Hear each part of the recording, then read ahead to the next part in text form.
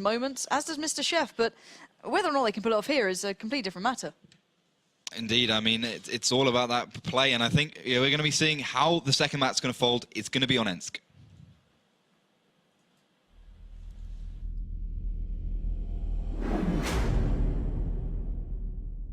Ensk is a simple map on the face of it, but requires the most skillful team play to play properly. Being such a small map at 600 by 600 meters, the areas of attack are confined to through the city, through the railroads, or through the green zone. The fearsome city side, often famed for its fierce firefights, the railroads and green zone areas are hard to play as they have many death alleys. The railroads provide little cover but good sniping locations. Tanks can shoot over and navigate through the trains to ambush and weaken the opposition. When playing Ensk, always keep in mind that teams may try and rush for the cap and not go for the city brawl. Also, take tanks that can both deal a lot of damage and react quickly to situations.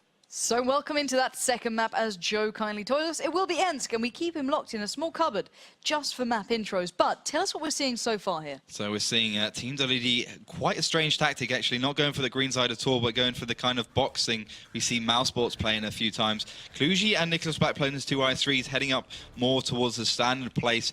And for Lucky KURAKY, not so passive as we've seen teams from North play on Ensk, and he gets punished straight away. German Falcon down to 6, 7, 8, and that's some brilliant shots coming out from the two IS3s. So punished immediately, taking down to just below half HP, and yeah, perfect start from them. That's WD, and their kind of aggressive push into the city. That's Lucky KURAKY.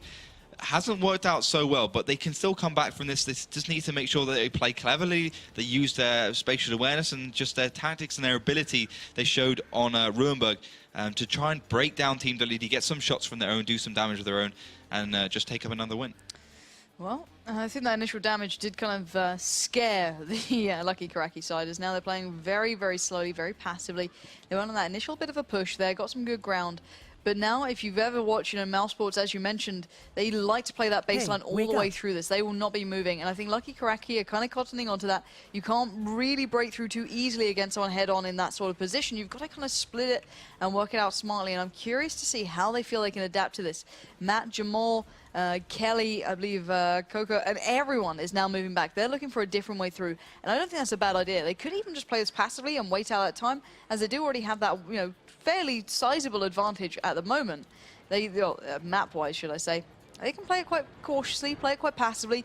8 minutes left. But you think they're going to go towards that green zone and possibly go for a flank, or hit up that railroad section? Yeah, I think they're just trying one of those two. Either one would possibly work. They're just trying a different angle, trying a different tactic, and maybe just catch out Team WD, who seem to be quite passive in the city at this point. Just catch them unawares and maybe put some pressure in the cap with their two living T1s, Quixie Phil and CNNK, the two team captains. So I think that's the options for them, although they haven't really edged towards the green side as much as I would have thought.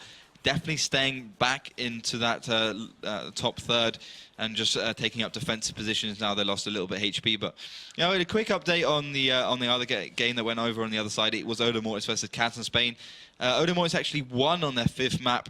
They will be staying with us for the Season 4 of the WGL EU, so massive congratulations to them. At least we get to keep one team we love here. Spale obviously left us, so so far today we already know that Wusa, Freefall and WSD Gaming are going to be joining us 100%, but Asuba is going to be joining us and Odomortis are going to be staying with us.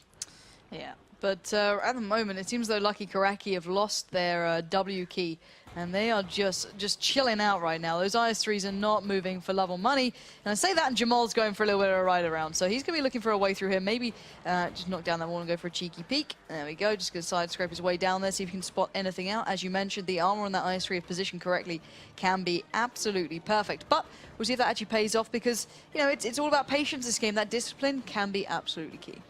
It's all about making sure that you use every opportunity to take an advantage.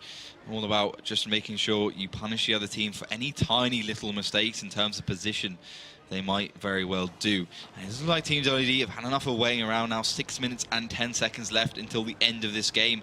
They're obviously one map down on Ruhenberg, so they're pushing forwards, although Nicholas Pack does get spotted by Kola.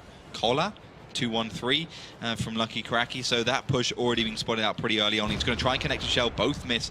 So no damage done, no comeback for Team WD. But their whole team has pushed forwards. We've seen this before, and we can see if Lucky KURAKY can actually just engage from the side, come around that corner, and stop this aggressive movement from Team WD.